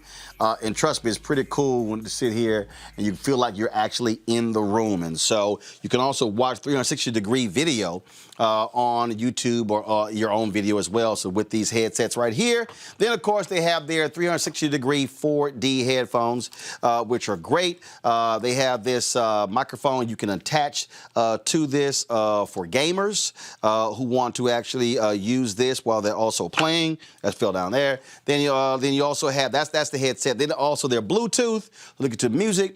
So I listen to it when I go walking. I love listening to it. Great bass. Again, a 360-degree travels across your head. If you want to order one or both of these, or even you want to subscribe to Seek.com, go to CEEK.com. Use the promo code right here, RMVIP2020. RMVIP2020 to get these products. Certainly make for great gifts. And so we certainly appreciate them being a partner here at Roland Martin Unfiltered, where we also support black entrepreneurs who are also doing some great things. And so to Mary Spiel and her team, thanks a bunch for that. All right, y'all, let's talk about, speaking of radio, a controversial radio host at KDKA Radio in Pittsburgh. She's sitting her ass at home right now. She's been taken off the air indefinitely. The decision to take Wendy Bell off the air comes after a clip of her advocating for park rangers to shoot protesters went viral. My easy solution for the park rangers and hopefully snipers who are going to be watching for this is to shoot on sight. Shoot, done. No more messing with monuments. You want to mess with a monument? Done. Get out. Well, Wendy now is on indefinite suspension. Joining us right now is Lenny McAllister.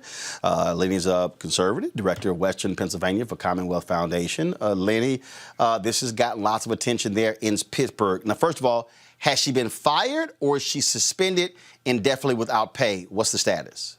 As of right now, definitely suspended. They were supposed to have a protest in the KDKA studios today, but only about 15 people showed up, so that didn't go as well as her supporters would have hoped that it did go. So as of right now, from what I'm hearing, is she'll be off the air for the rest of the week. So in essence, she got Friday off. She was going to probably have Labor Day off anyway. She's probably going to be off the rest of this week, and a determination will be made after that. The thing that jumps out again, this whole notion of, wait a minute, so conservatives like her, they love the Second Amendment, but they don't like the First Amendment. Or due process or anything else that comes with those Bill of Rights. And the shocking thing about that, Roland, is I did my shows at KDKA from that same microphone when I was a host on KDKA not that long ago.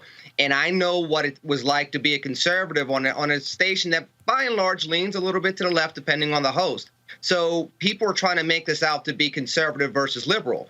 But the truth of the matter is, if you're a constitutional conservative, you believe in due process, innocent until proven guilty. Let the criminal justice system deal with any type of law breaking. Unfortunately, fascism is fascism. And what she's asking for is basically justice on sight, which is the epitome of what people were talking about with police and other type of renegade forces, judge, jury, and executioner that we've been seeing in the streets for quite some time. It plays right into that narrative. And unfortunately, people have played right past that, and they're trying to make this about whether they're taking off a Trump supporter off the air when it has nothing to do with that. Well, and again, I mean, she's saying shoot them on sight. I mean, this is a woman advocating for state-sanctioned violence against Americans. without due process, which is a constitutional right for every single American citizen, regardless of how guilty or how much in the act you are caught. Again, let's not talk about all the different assailants that have been caught after committing violent crimes. Here in Pennsylvania, Eric Frein had killed 2 police officers, 2 state troopers, and was brought in, unmarked. He's in a jail cell right now, went through the criminal justice system, was found guilty. We have plenty of cases like that. But then when you have this as an advocacy, something that's being said, and again, she said stuff similar to this in some instances on her personal Facebook page. But to say this in the KDKA studio, which is supposed to be the quote unquote voice of Pittsburgh, a radio station that's the oldest in North America, and to advocate for this type of violence, it's un-American and it's uncalled for, and I'm glad she's off the air. You have folks who despise protesters. We've heard this sort of language before. And again, you have this. It amazes me when I hear conservatives, especially those on Fox News and conservative radio talk show hosts, love talking about, the victimization of black people. These are some of the biggest people who swear they're victims. I'm being attacked because I'm conservative or I'm Republican or I support Trump. No, you literally looked into the camera and said, take them out. Shoot protesters. Yeah, it's unfortunate. That's on her. That's on her. Yeah. And as you well know, Roland, there's a lot of conservatives that hate the victimization of black America, and they'll say that black people feel like they're too victimized, et cetera, et cetera. But the very first card they play in a debate is, I'm being victimized because I'm a conservative. This is part of the card that's being played right now with some of her supporters online, and it's just egregious, and it's you have a responsibility. We all know this on the air. We have a responsibility to speak a certain way. You can be provocative. You can push the envelope. You can say things that other people may not say in order to get them to think. But you cannot advocate for violence. And if you're a constitutional conservative, you're never supposed to be able to talk outside the realms of the Constitution, because that's when you start getting into the extra-American things. That's when you start talking about socialism, communism, or fascism. And it's amazing how in these modern times, even with somebody like Wendy Bell, my fascism is fine, your fascism is un-American. Because that's basically what she's saying, and a lot of what her supporters are saying right now. And I say none of the fascism is right. Either we have a constitution or we don't. And that's exactly why people are protesting in the streets today. She should be off the air. Let's see if they actually take her off it completely. We'll see. All right, Lynn McAllister, we appreciate it. Thanks a lot. Thank you. God bless. Appreciate it. Kelly, should she come back on the air? No. What she did was unconstitutional, period. This isn't about, like you said, this is not about political party lines. This is about you literally violating your own protection, being the First Amendment. Basically, you can say almost whatever you want under First Amendment protections, but for inciting violence, and that's exactly what she did. And considering her base and her audience, I don't know what the numbers are in terms of ratings and how wide her audience is, but the fact that she said that at all, I don't care if it's to one person, you violated the First Amendment constitutional protection for free speech by doing so. So no, she should not be back on the air. What she did was jeopardize the integrity of the First Amendment and other radio hosts who do programming such as shock value, like I'm thinking, like Howard Stern and even Rush Limbaugh, things like that. I haven't heard Rush Limbaugh say anything like that either. And he's something in the conservative party. So the fact that she said something so outrageous. Rush says some ignorant stuff. Huh? He has, but I personally do not recall him saying outright, blatantly say, shoot some protesters. Now, if he has, I stand corrected. He said other stuff, but Mustafa, stay and go. That's what I'm saying. Like, you can say what you want, don't incite violence. Right, Mustafa, Mustafa, stay or go. She has to go. But the question is, why did KDKA actually hire her when she had been fired before by WTAE? They saw the things that she said, and they decided to fire her. So no one did their due diligence before they hired her for KDKA. All right. Millet, stay or go? Yeah, she has to go. And I think, and that's something that Lenny was actually talking about, there's a responsibility that it's different between. I don't advocate it regardless. I'm always pushing back on people, even online, who advocate for violence or praise or getting happy because someone died or is ill or something like that. But when you have a platform, you have a responsibility, and that's why I'm careful not to advocate for any type of violence. What she did was advocate for violence. I'm sure her defense is that I was just trying to be provocative. Well, you shouldn't have the space for that type of provocativism, because that is literally advocating for violence. So no, and from my perspective, she lost the public's trust, and she should not be in a forward-facing position like that again. All right, folks, talk about public trust, that of the folks who lead police departments, that matters. A black woman is going to lead Kentucky's Louisville Metro Police Department. Mayor Greg Fisher announced that Yvette Gentry will be serving as interim chief for the department. This comes after the fatal shooting of Breonna Taylor in March. Gentry is a former Louisville Metro Police deputy chief. She retired from the force in 2014. She'll be the first woman and the third African-American to serve as chief of the Louisville Metro Police. Speaking of other actions, that is this headline right here. And actually, I'm going to show the photo, folks. First of all, here's the headline. Rochester police chief resigns after accusations of cover-up in Prude case. Rochester's mayor said the police chief and the entire police command were stepping down days after the state attorney general and a grand jury will look into the death of Daniel Prude. Now, LaRon Singletary is the police chief there. He's the police chief who's stepping down. Yes, he's African-American. This is the police chief of Rochester, New York. Daniel Prude, of course, was the mentally unstable man whose brother called the cops because he was acting up. They put a bag over his head and they suffocated him. This took place in March. And so there have been protests happening ever since then as a result. And so so he is out, and the top command is out as well. So we'll see what happens next in Rochester. Let's go to Dallas. Renee Hall, she is out as police chief. This is a photo of her. She submitted her resignation to the city manager of Dallas today. This is her letter. Please accept this letter as official notification of my resignation as a chief of police for the city of Dallas, effective November 10th, 2020. She said, over the last few months, I have received a number of inquiries about future career opportunities. As you can imagine, for many reasons, I must keep my next career step confidential. Let me assure you that I will remain committed to my true calling, which is law enforcement. She has been under heavy scrutiny in Dallas because of a rise in crime, also because of a protest that took place downtown where a number of businesses had severe damage. She was faulted by the city council for allowing that to happen, or allowing police not to step in and stop the damage from taking place. And so those are the actions there. All right, folks, let's now go to some viral ads that have been circulating on social media. Let's talk, and we'll talk about them on the other end. So here is the first viral ad. Folks, that's not it.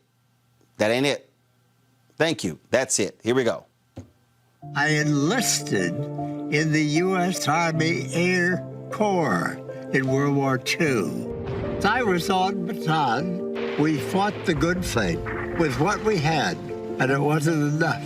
I was a prisoner of war slave laborer for 42 months. We were forced to perform unbelievably brutal manual labor. That was probably one of the worst conditions a human being can be put in. He's not a war hero. He's a war hero.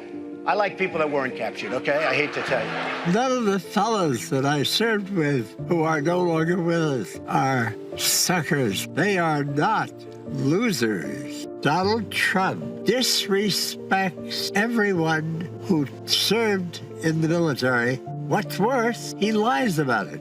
We need to vote Donald Trump out of office. And we need to vote out any politicians if they continue to support Donald Trump.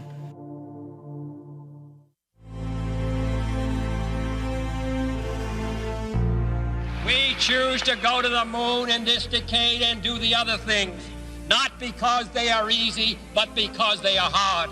Mr. Gorbachev, tear down this wall. We will respond with that timeless creed that sums up the spirit of a people. Yes, we can.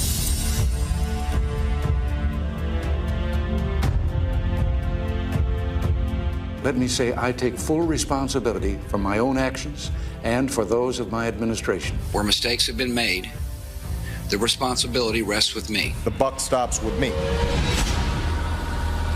The WHO, China. The governors, their new hoax. New York should be fine. The last administration, fake news, the deep state department. Don't ask me, ask China. Your governor of Michigan. The previous administration, Obamagate. The experts got it wrong.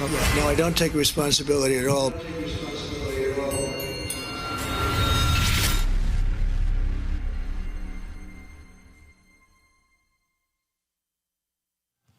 Nobody knows the system better than me. Does DJT have NPD? Can you handle it? I don't think so. Some of the best minds in psychiatry have claimed publicly that President Donald J. Trump suffers from narcissistic personality disorder. I'm the best in business. I'm sexually the best. They're talking about penis sizes. No empathy. Everything has to refer to me. He's paranoid. But why trust the experts when you can examine him yourself?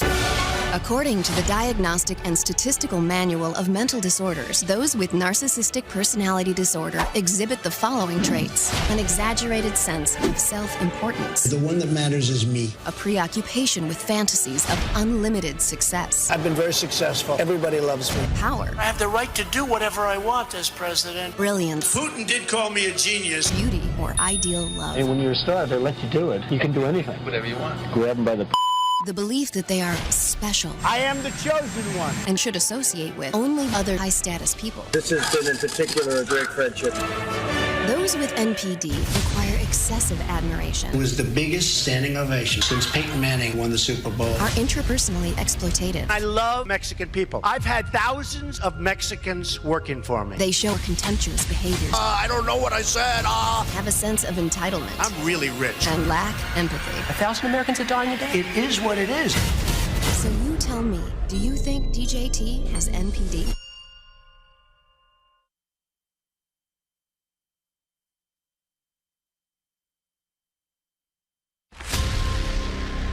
President Trump skipped a visit to a cemetery where thousands of American war dead are at rest.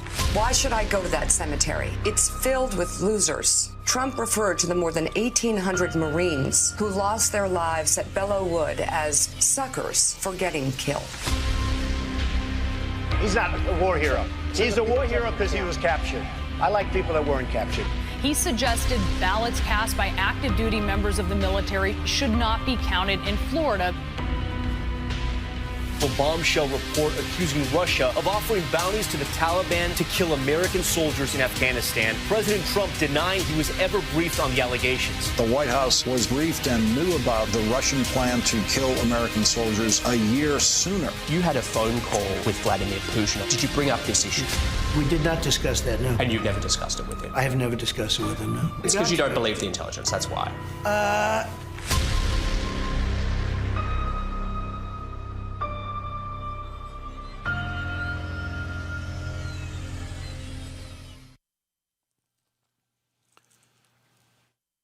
Folks, 55 days until Election Day, November 3rd. Of course, we need to want you to make sure that you are registered to vote. I got a text message over the weekend from someone out of Houston who watches our show. He said, "Thank God for your show." He said, "I was registered. I actually have a registration card. Because I watch your show, I went to vote.org, checked my registration, and I wasn't registered." He said, "I had gotten purged." So, folks, listen to me. Heed these warnings. Double check. We saw what happened in Georgia. We had Greg Palast on the show where they purged. More than 300,000 people in Georgia. Almost 70% of those that got purged were wrong. So please go to vote. Come on, show it, please. Go to vote.org. You can right there check your registration. You can also register to vote. You can vote by mail. You can also fill out the 2020 census form. This is important because We cannot allow ourselves to get screwed when it comes to this election. And so I need us to actually do that and stay focused. Purging is real, and I want people to understand that. Let me thank our panel for today. Kelly, thank you so very much. Mustafa, Melik as well, thank you for being with us. We're going to keep pushing this. People, get registered, check your registration. We don't want there to be any drama. All right, y'all, Friday, we, of course, had our anniversary. Friday marked our second anniversary of Roland Martin Unfiltered. And so what we wanted to do, we wanted to have a throwback. So have a throwback for you, okay, on the show. And so and you see, we'll be running the various folks, celebrities who gave us shout outs, things along those lines. But y'all might remember this is one of the best of Roland Martin Unfiltered. Roll it.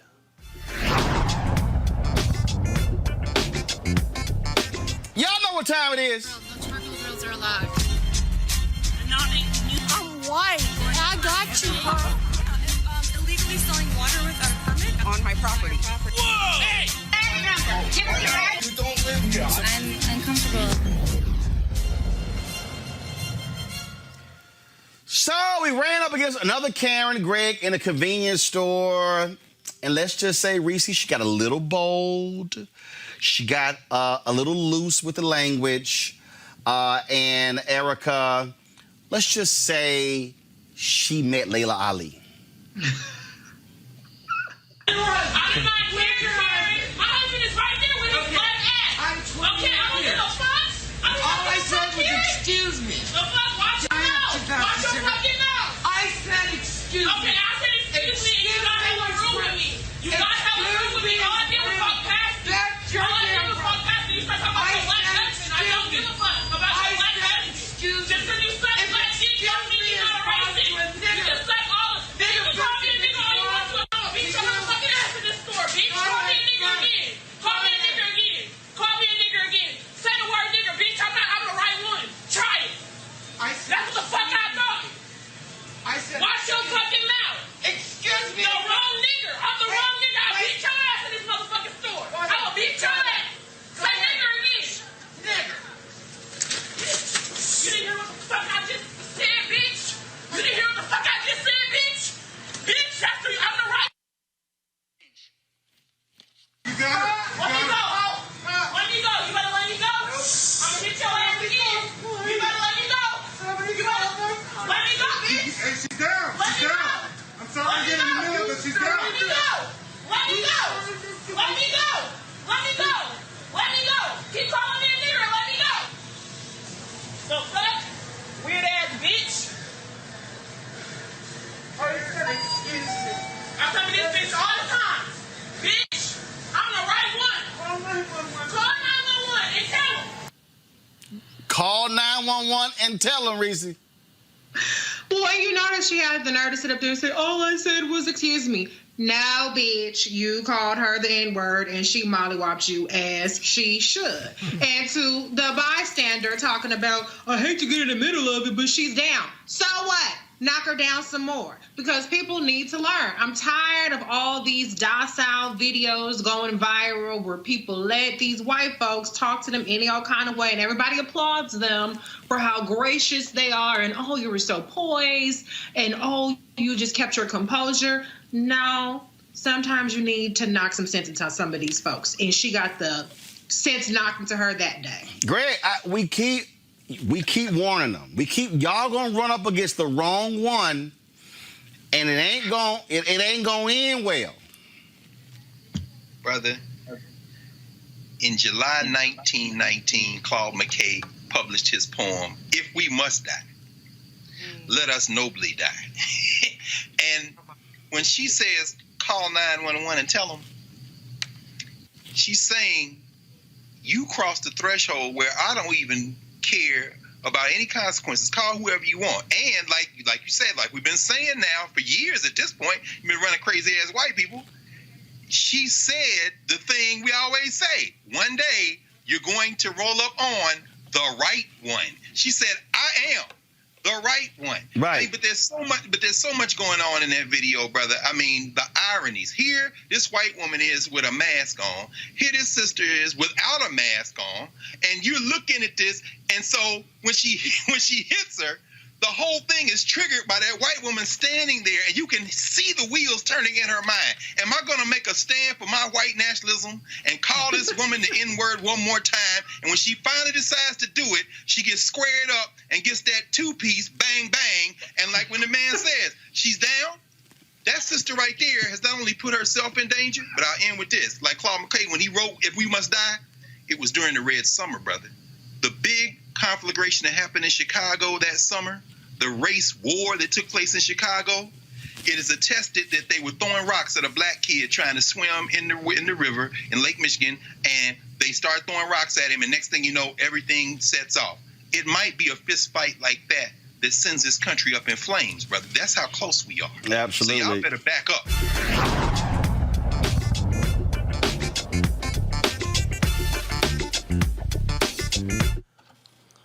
All right, shout out to Keenan White and our digital team for pulling together the best of Roland Martin Unfiltered. We're going to be showing that each and every single day this week, and so we are looking forward to that as well. So out of all the people on the team, Keenan has actually been with me the longest. We worked together when I ran the Chicago Defender, and so we certainly appreciate all the work that he does for the show. Folks, that's it. We got to go. We hope you enjoyed Roland Martin Unfiltered. We have done some great stuff. Really looking forward to beginning our third year. We want to thank all of you for joining us as well. If you want to join our Bring the Funk fan club, this is what you got to do. Simply go to our Cash App, $RM Unfiltered, paypal.me/R Martin Unfiltered, Venmo.com is /RM Unfiltered. You can also send a money order to New Vision Media, NU Vision Media Inc., 1625 K Street Northwest, Suite 400, Washington, D.C., 2006. Of course, our goal by the end of the year is to get 20,000 of our fans to join our Bring the Funk fan club. If you're watching us on YouTube, you can give right there as well. Our goal is to get folks to give $50 each. Comes out to $4.19 a month, 13 cents a day for you to support what we do here at Roland Martin Unfiltered. So your dollars make it possible for us to be able to build and grow, and that's what we're all about. We've had a heck of a 2 years, and we look forward to having a great third year. Don't forget, vote.org, ticket registration, fill it out, or to get your mail-in ballot. Also, 2020census.gov, fill it out, because our dollars matter as well. Folks, I shall see you tomorrow.